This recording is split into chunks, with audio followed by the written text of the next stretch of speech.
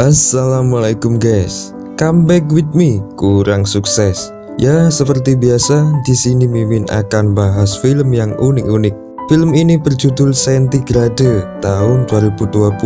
Film ini mengangkat kisah nyata dari sepasang kekasih yang terjebak di dalam mobil. Mereka harus bertahan hidup di dalam mobil yang terselimuti oleh es akibat dari badai salju yang menerjang. Oke, bagaimanakah kisah selanjutnya?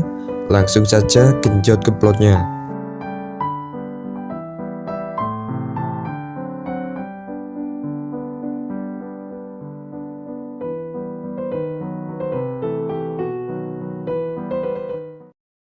Film dibuka dengan seorang perempuan bernama Naomi. Saat itu dia bersama suaminya, Matt. Naomi kemudian terbangun setelah istirahat sejenak dari perjalanan panjang mereka. Saat itu Naomi melihat kaca mobil yang tertutup dengan es. Ia mencoba membuka pintu mobilnya, tetapi pintu itu membeku dan tidak bisa terbuka. Naomi langsung membangunkan Matt dan menyuruhnya untuk membantunya. Matt mencoba membuka pintu satunya, tapi pintu itu juga macet. Matt juga mencoba membuka semua pintu dan jendela mobilnya, namun sama saja. Naomi mulai panik dan menyalahkan Matt. Matt mencoba menenangkannya karena Naomi juga sedang hamil tua. Matt mengambil peta dan mencari posisinya berada. Ternyata mobil mereka tertutup es tepat di pinggir jalan. Mengetahui itu, mereka mulai tenang dan percaya bahwa pasti ada orang yang lewat dan menyelamatkan mereka. Matt kemudian mengubah kursi belakangnya sebagai tempat tidur untuk Naomi. Untungnya juga Matt sudah membawa beberapa makanan dan pelindung tubuh darurat. Matt kemudian menyalakan lilin untuk menghangatkan tubuh mereka. Badai salju tak kunjung berhenti dan timbunan es di atas mobil mereka semakin menebal. Matt selalu berusaha mendobrak pintunya, namun usahanya sia-sia. Naomi juga kebelet pipis saat itu. Matt langsung menggulung sebuah handuk dan menyuruhnya untuk kencing di handuk itu. Awalnya Naomi menolaknya, namun karena situasi yang darurat, akhirnya dia melakukannya. Hari-hari dilalui mereka. Naomi mengatakan bahwa makanan dan minuman yang mereka bawa hanya bertahan selama 12 hari saja. Mereka harus bisa bertahan sampai es yang menutupi mobilnya mencair. Naomi menyuruh Matt untuk memecahkan jendela mobilnya. Namun Matt merasa bahwa es terlalu tebal dan cukup sulit untuk menggalinya. Belum juga kaca yang pecah akan membuat es masuk ke dalam mobil mereka. Di sana Matt dan Naomi sempat bertengkar.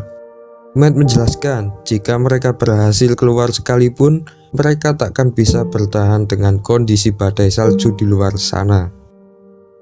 5 hari pun dilewati mereka. Matt melihat bahwa makanan dan minuman semakin menipis. Suatu saat Matt tak sengaja menyenggol botol minuman dan menumpahkannya. Matt langsung menyalahkan dan memarahi Naomi. Mereka berdua mulai saling bertengkar dan saling menyalahkan.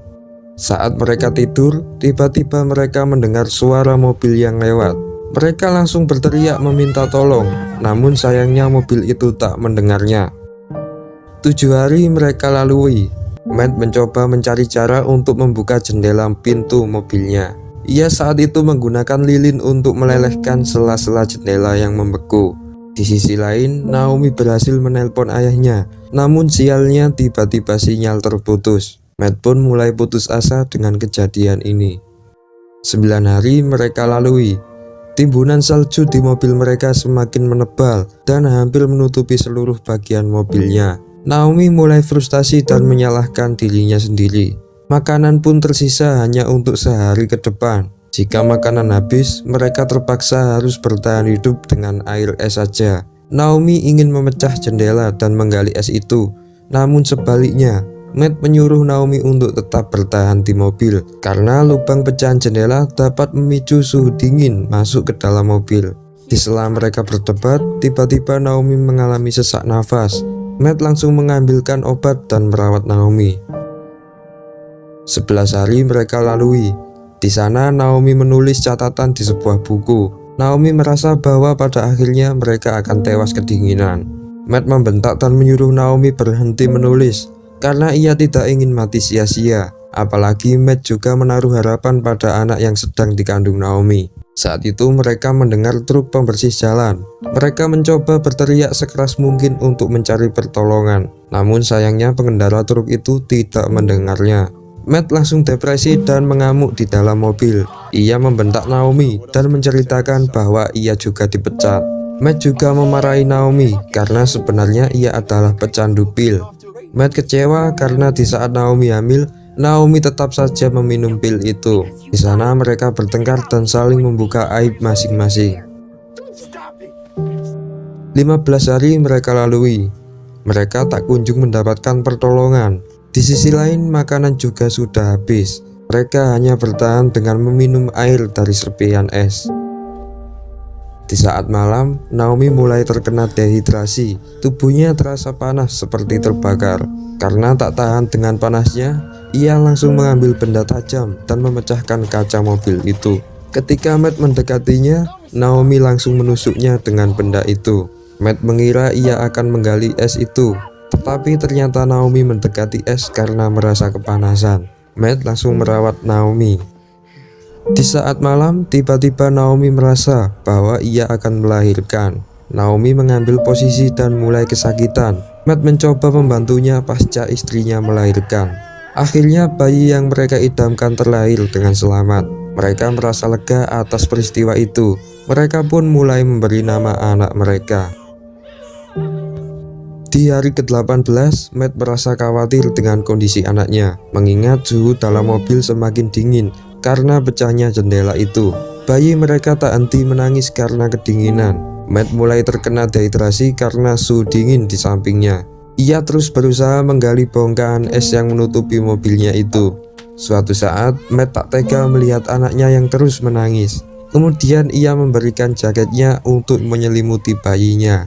Selang beberapa lama, Matt langsung merasa kepanasan pada tubuhnya. Ternyata ia mulai sekarat karena terkena dehidrasi. 20 hari mereka lalui. Saat Naomi terbangun, ia melihat Matt yang tubuhnya sudah kaku. Naomi langsung panik dan segera menyelimutinya. Namun usahanya terlambat dan akhirnya Matt pun tewas. Naomi pun terpaksa bertahan hidup sendirian bersama bayi kecilnya. Ia menuliskan semua peristiwa yang ia alami di sebuah buku catatan. Di saat malam hari, Naomi mendengar suara mobil lewat. Namun ia sudah tak kuat lagi untuk berteriak dan kesempatan itu pun sia-sia. Di sana Naomi sangat kelaparan, sampai-sampai air ASI-nya tidak bisa keluar. Demi anaknya, Naomi terpaksa memakan kantung embrio bekas kelahiran anaknya. 24 hari dilalui oleh Naomi. Ia melihat bahwa es mulai mencair.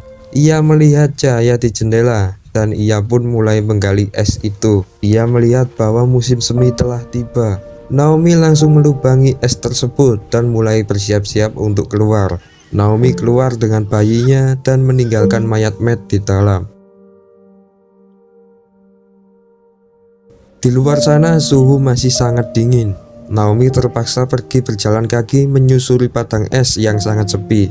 Dengan kondisi tubuh yang lemas, ia tetap melanjutkan perjalanannya.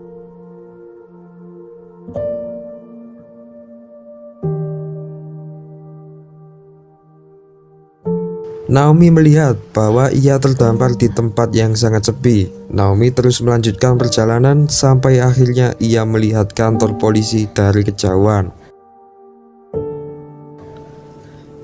Akhirnya film ditutup dengan selamatnya Naomi beserta anaknya yang berhasil bertahan hidup di tengah serba keterbatasan.